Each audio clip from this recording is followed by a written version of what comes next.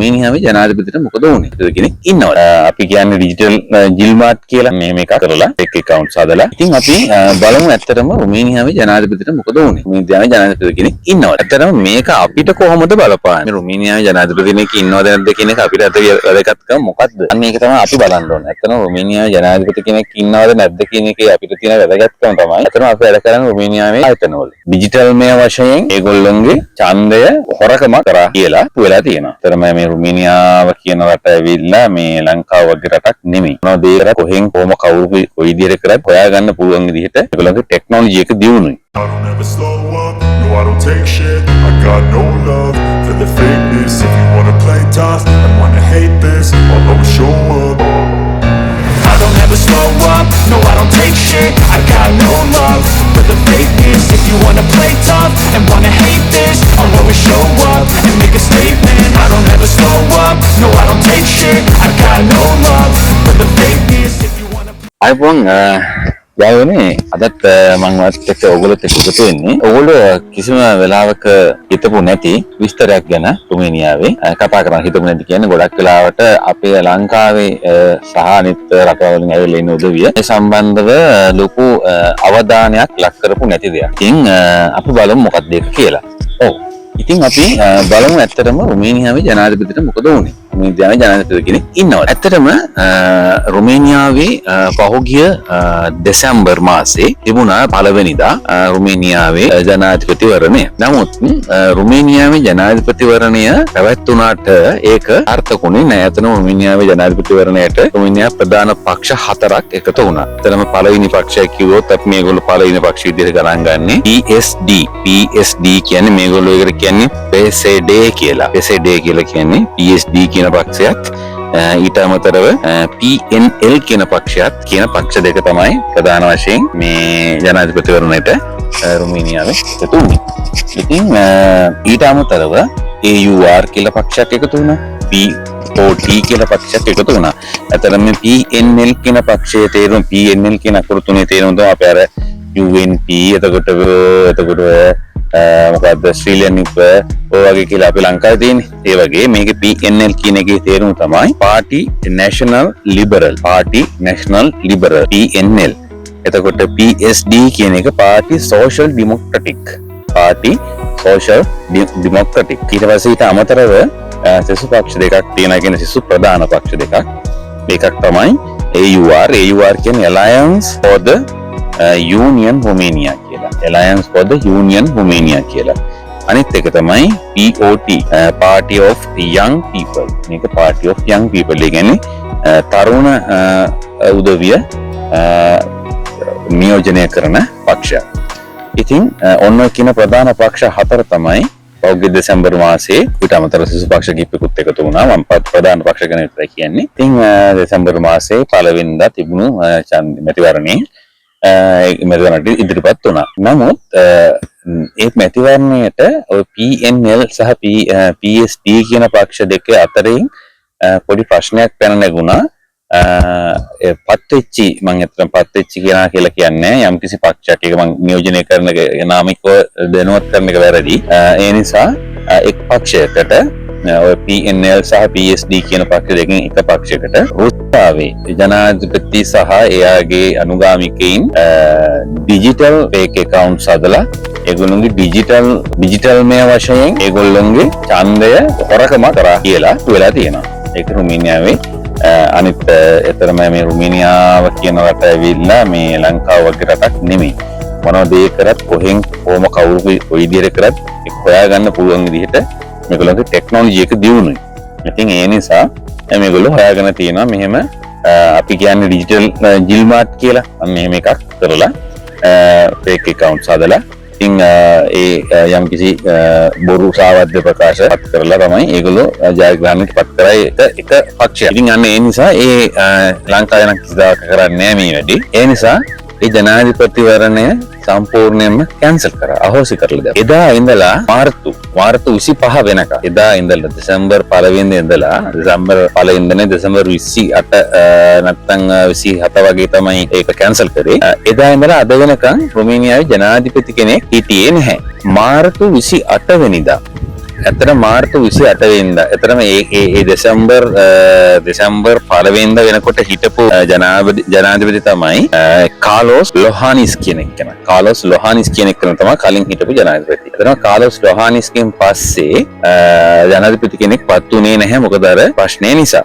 ඊට පස්සේ මේ මම දැක්ක ඇත්තට මම මේක කියන්න මේක ඇත්තටම මූලික වෙච්ච හේතුව තමයි ගොඩක් අපේ සහෝදර නාලිකාවල ඒ කියන්නේ වෙබ් නාලිකාවල සහ පේජස් වල හරියට ප්‍රකාශ නොකර දෙයක්. ඒ කියන්නේ මේක ඒගොල්ලොන්ගේ අතින් මිස්ටේක් එකක් වෙලා වෙන්න ඇති ඕන කෙනෙකුට මිස්ටේක් වෙන්න පුළුවන්.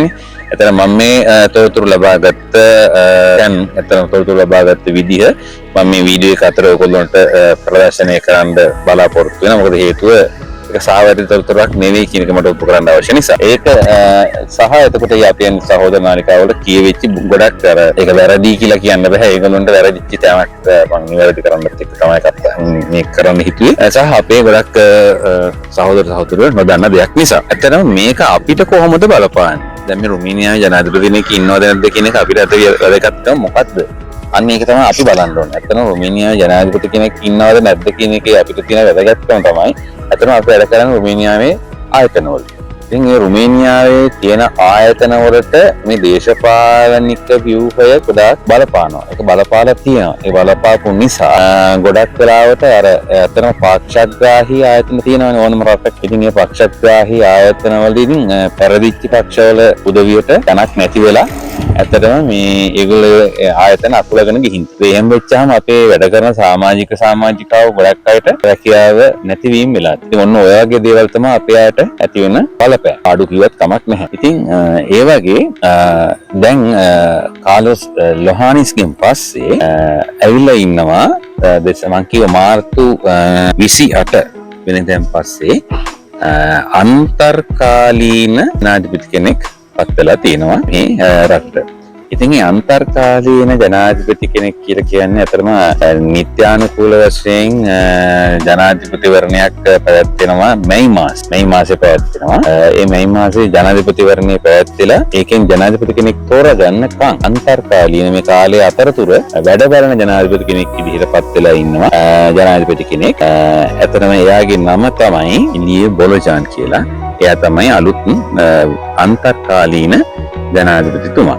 ඉතින් එයාගේ තියෙනවා ගොඩක් හොඳ සංකල්ප ටිකක් එයාගේ ප්‍රතිපත්ති ප්‍රකාශය වගේ කිව්වොත් හරි නිවැරදි. ඉතින් එයාගේ ප්‍රතිපත්ති ප්‍රකාශයේදී තියෙනවා එයා කියලා තියෙනවා ඇත්තටම අපේ මේ විදේශිකයින්ගේ ආරක්ෂාව, එතකොට ශ්‍රමිකයින්ගේ ආරක්ෂාව, රැකියාවල ආරක්ෂිතභාවය, එතකොට මම සරල වශයෙන් කියන මොකද ඒක දීර්ඝ වශයෙන් කියන්න බෑ. මම ඔයගොල්ලන්ට මේ වීඩියෝ එක අතරේ මම ඔයගොල්ලන්ට දැනුවත් කරනවා මේ විස්තරේ. ඒක ඉක්මනට ඔයගොල්ලන්ට මේ තිරේ දර්ශනය වෙන්න සකස් කරනවා. ඔයාලට පුළුවන් ඒකේ බලාගෙන අදාළ වෙබ්සයිට් එකට ගිහිල්ලා විස්තර ටික බලන්න. සිංහලෙන් ඕන සිංහලෙන් බලන්න පුළුවන් ට්‍රාන්ස්ලේෂන් දාලා.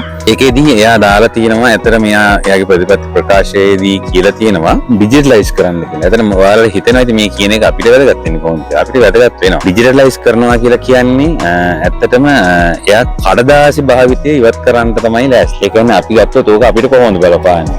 අපේ TRC එක හදනකොට අපිට ගෙවන්න තියෙනවා CEC කියලා බැංකුවකට ලේ 259ක්. ඊට අමතරව අනාෆ්‍රිකට ගෙවන්න තියෙනවා ලේ 596ක්. ඉතින් ඔය අපේ එතනම වැඩ කරන සමාජිකයෝ දන්නවා මේ කියන කතන්දර. ලංකාවේ ඉඳන් එන්නේ ඉන්න අයටත් මේවා ගොඩක් වැදගත්. ඉතින් ඒතකොට ඒවා ඩිජිටලයිස් කරලා තියෙනවා. දැන් මීට කලින් අතරම අපේ CEC කියන බැංකුවට ගිහිල්ලා සල්ලි 259 බැවලා අපි ඒක චිප් එකක් අරගෙන ඒක අපි ගිහින් දෙනවා වැඩ කරන ආයතනයේ මානව සම්පත් අංශයට හිමුන් රිසෝස් අංශයට. ඊට පස්සේ තමයි ඒගොල්ලෝ අපේ ડોකියුමන්ට් ප්‍රොසෙස් කරන්න යන්නේ. අර අනාෆ්‍රිකේ මම ඔයාලට කලින් මගේ වීඩියෝ එකක කිව්වා ඒ අනුකරන ડોකියුමන්ට් කොයි තැන් වලද ගිහින් ගෙවන්නේ. එතකොට අපි කොහොමද ඒ වගේ ඒ වැඩේ කරගන්නේ කියන එක. ඒ කියපු මේ වීඩියෝ එකේදී මම කියපු විදිහට ඒ කඩදාසි අරගෙන යන්න දැන් අවශ්‍ය වෙන්නේ නැහැ ඉස්සරහට. දැන් මේ ඉලියේ බොලොජාන් කියන අන්තර්කාලීන ජනාධිපතිවරයාගේ ප්‍රතිපත්ති ප්‍රකාශයත් එක්ක එයා කියලා තියෙනවා සියල්ල ඩිජිටලයිස් කරන්න කියලා. ඒ කියන්නේ අපි සල්ලි බැඳලා ඒක ඔන්ලයින් තමයි සල්ලි බඳින්න තියෙන්නේ. ඔන්ලයින් සල්ලි බැඳලා ඔන්ලයින් සල්ලි බැඳ PDF එක ආයතනයට WhatsApp හරි email හරි කරන්න තියෙන්නේ. ඒක අනාෆ්‍රිකටත් ඒ විදිහමයි.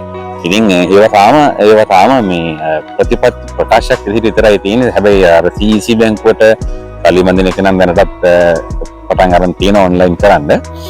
ඉතින් ඒවා තමයි අපිට බලපාන බලපෑම මේ යාගේ ප්‍රතිපත්ති ප්‍රකාශයත් එක්ක. අනිත් එක තමයි නේටෝ කියන ආයතනයත් නේටෝ කියන සංවිධානයත් එක්ක මේ රුමේනියා රජය අත්වල බඳ ගන්න යනවා. ඒගොල්ලෝගේ සමාජිකයෙක් දැනටත් සමාජිකයෙක්. ඉතින් ඒ නිසා ඒගොල්ලෝ අත්වල බඳ ගන්න යනවා ඒගොල්ලොත් එක්ක. ඉතින් ඔය වගේ දේවල් ටිකක් තියෙනවා. අලුත් ජනාධිපතිවරයා කියන අන්තර්කාරය කියන ජනාධිපතිවරයා අලුත් ජනාධිපති නෙමෙයි. ඉතින් අලුත් ජනාධිපතිපත් වෙන්නේ මැයි මාසේ ඉලෙක්ෂන් එකකින් පස්සේ තමයි. ඉතින් මම හිතනවා ඔයගොල්ලන්ට මම අද කියපු කාරණු ටික වැදගත් වුණා කියලා. මොකද මේක ඇත්තටම වැදගත් වෙන්නේ වෙන විදිහ ගැන ගොඩක් අයට අවබෝධයක් නැහැ. ඉතින් ඒක මම පැහැදිලි කරන්න තමයි අද ඔයගොල්ලන්ට මේ වීඩියෝ එක කරන්න පටන් ගත්තේ. එහෙනම් මම ගිහින් ඉන්න ඔයගොල්ලන්ට සුබ දවසක්. Ciao.